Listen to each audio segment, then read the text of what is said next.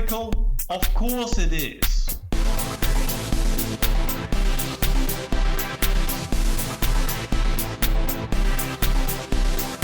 Read your Bible as interpreted by experts. I think that view is headed for a deep mischief.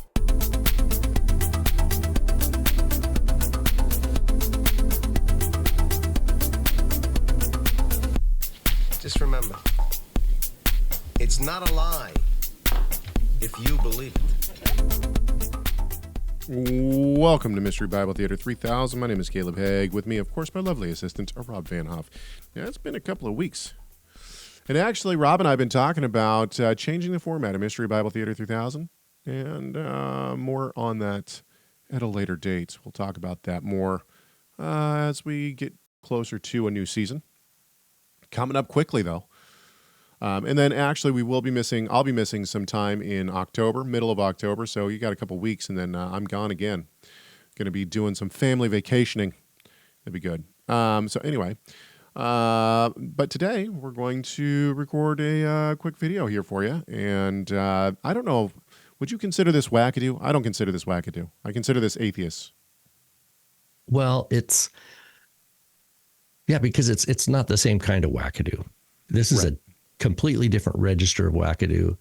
It's been a couple weeks since I looked at this, but this guy he's very popular on YouTube in certain, like the Jordan Peterson kind of Lex Friedman kind of world, Joe Rogan kind of thing.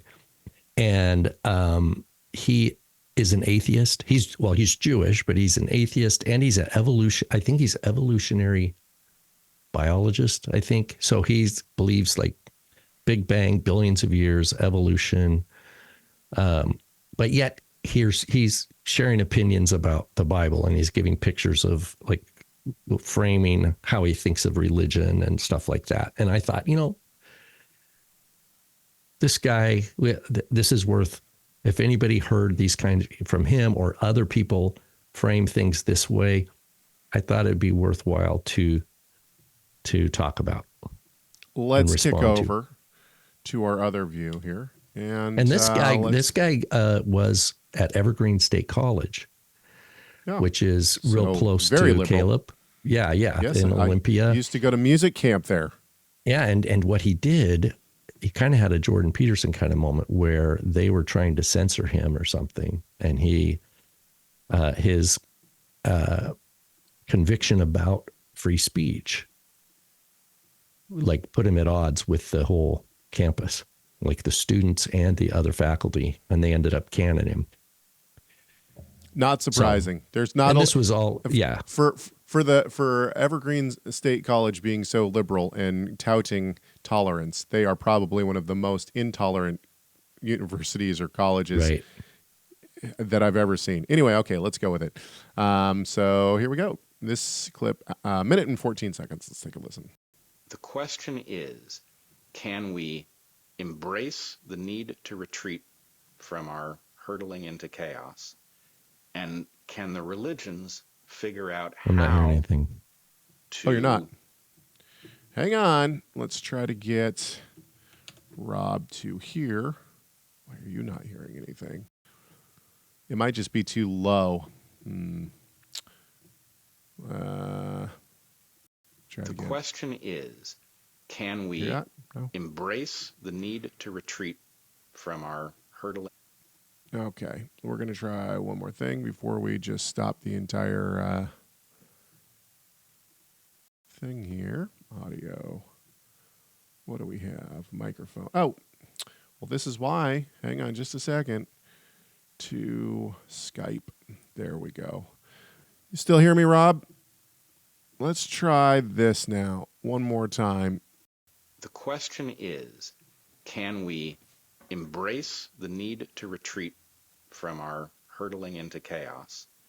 And can the religions figure out how to, I wish I had a better word than modernize, but can the religions bring themselves up to date for a world that their authors didn't know anything about either? And that is not an easy trick to do. because when you look back at an ancient religious text, which we regard as the product of evolution, right? It is a compendium of wisdom that was built by an evolutionary force that pruned the wheat from the chaff. It is not up to date to modern circumstances.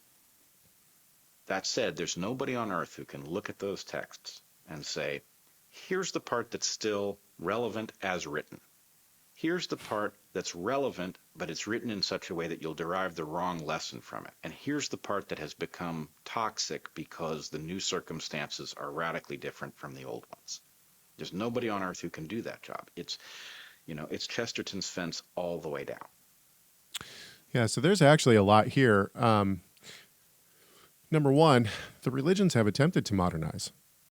So, for instance, I think of Christianity. I think of the United Methodists. That's where my mind goes. What was first. the clip we had where she's like, "Ooh"? No, what where she read that section from Paul? What was the word she used? Yikes! And yikes! So what he's talking about is that third category for him is what he would say. Yeah, there's yikes. Well, but ultimately, what has happened is that when you disassociate once again, I think that this goes very deep, because the Torah itself and the law of God and the scriptures themselves reflect the nature of God. So as soon as you attempt to change that, at least within Judeo-Christian belief, right, and Judeo-Christian text, in other words, the Torah is a living, breathing thing because God is a God that interacts with us, right? And so it's real, and there is something there, and it reflects his holiness. As soon as you try to modernize it, you are actually attempting to change the nature of God. So those who are conservative, those who are who have true faith, are never going to allow modernization, because as soon as you do that, you disassociate it from the nature of God. And this is exactly what has happened in modern Christianity. You have United Methodists and all these different groups that are becoming liberal and becoming woke and all these kind of things. And what they're doing is they're disassociating. You have it in the Jewish world, like the whole temples of the Reform movement. It's like, yeah, we're not Orthodox, that we eat shrimp and crab, but yet we're Jewish and proud, and we have lesbian rabbis, and right, same thing. Exactly. But when that happens, then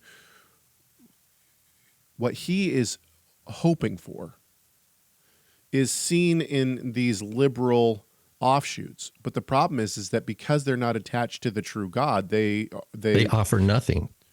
Not only do they offer nothing, but they flip-flop anywhere and everywhere because they move with society. So once again, right. the society that he says is spiraling down because there's no religion is... In fact, the problem is that it's not that there's no religion. It's that there's no religion that's attached to any true... Look, let's take this out of Christianity and out of Judaism. Let's put it into Islam. Now, Islam is a religion that I think is based on a false god. But at the same time, when we look at the cultures of Islam, now granted, there are tons of problems. Don't get me wrong. I'm not saying that these are model societies. But one of the reasons that they're able to keep their societies locked down is because people are willing to die for and blow themselves up for the God that they are following. In other words, they're not going to change. They're going to attach themselves to something that they truly believe. Now, granted, what they truly believe is a demon that opposes the true God. Nonetheless, the point is that they are attaching themselves to something, and therefore society is anchored to something. As soon as you allow religion to move with society, it's no longer anchored to anything. Now, all of a sudden, it will move with society, and if society is moving in a direction that is not good and not proper, then the religion will do the same. And so I don't understand. He's actually arguing against himself. Because if society needs to attach itself to religion, why? If the religion moves with society, then why would it need to attach itself to religion? And maybe I'm missing it. just because there's a belief in a God. I think what he's trying to say is that there are moralities there that society needs to attach to. But if the moralities can shift because society shifts and we need to modernize the religion, then there is no religion to hold on to. Society is the religion. That's how I see it. Am I wrong on that, I think Rob? you're right. Yeah, his view is the world is plunging, what did he say, spiraling into chaos. That's his sense. Well, it reminded me of a verse from Hebrews when the author to the Epistle of Hebrews is writing, I think it's in chapter 12, he's talking about how the earth shook at Mount Sinai, but then he quotes the prophets, and he says, at that time, that is, at Sinai, his voice shook the earth, but now he's promised, yet once more I will shake not only the earth, but also the heavens. This phrase, yet once more, indicates the removal of things that are shaken, that is, things that have been made, in order that the things that cannot be shaken may remain. Let us therefore be grateful for receiving a kingdom that cannot be shaken, and thus let us offer to God acceptable worship with reverence as awe, for our God is a consuming fire. And he's quoting Deuteronomy 32 there. God is a consuming fire. He's citing prophets. He's citing the Torah. You could go to Isaiah 5, where he says, woe to those who call good evil and evil good, and they call sweet bitter and bitter sweet, and light darkness and darkness light. So the problem that Eric Weinstein sees in this world today, he thinks it's a new problem that the ancient texts, which he'll put all these other religions in there, but being Jewish, he's going to go back to the Torah.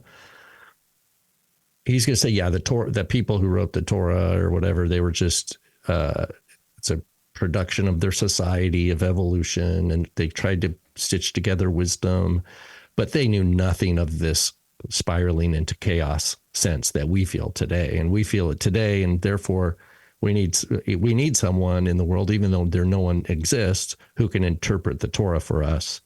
Right. It's really like kind of a position of hopelessness. It's like he sees that there's all these houses that were built on sand that are starting to collapse. These beautiful homes built on sand are starting to collapse. And he's like, yeah, well, those houses built on rock, but there's no one here knows how to build a house on rock.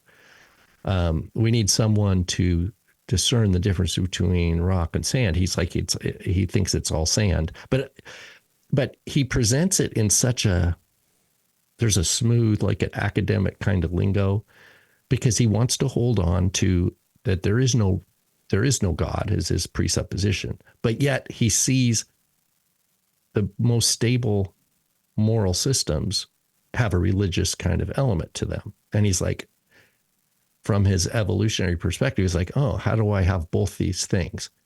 And I think your point is right on. It's if religion is just the invention of man, as he says, then all there is houses built on sand. Right. Then he's truly in a hopeless situation. And there is no resolution for him or his existential conundrum that he feels of this, that the whole world is going to hell in a handbasket. Like so here you have an atheist, evolutionary biologist, Jewish scholar, Jewish professor saying the world's going to hell in a handbasket and it's out of control. And it seems like something to do with religion is our only hope, but the religions are all messed up. And so we're kind of, there's no hope at all. That's kind of what I hear. So you have to conform to the messed up world around. Yeah. So there's no faith. Like the core picture of the scriptures is back to the Abrahamic promise. And he says, go out, start counting the stars if you're able. So shall your offspring be. It's not that Avram just started counting stars. No, it's like he says, and he trusted the Lord, and it was reckoned it was righteous. It was like, okay, I trust your plan. Right. It's beyond my understanding. It's beyond the kingdoms of the world, like, the Tower of Babel or Egypt or Babylon, right? All these kingdoms, Greece, Rome, they're all going to build up and try to glory in the flesh of man and power and empire and war and conquering and wealth. Those are all false. Those are houses, kingdoms built on sand. And we're waiting for a kingdom that cannot be shaken, like the Hebrews 12 passage, or even Daniel, like the whole point of the Nebuchadnezzar's, the vision. Daniel's like, yeah, these are kingdoms that, and there is no kingdom of the world that is going to solve your problem. The kingdom that comes, it says rock hewn without in the vision, the rock that's hewn but without hands and comes. Right. And that is an everlasting kingdom. That's the kingdom of Yeshua. That's the kingdom of the Messiah. There's no other.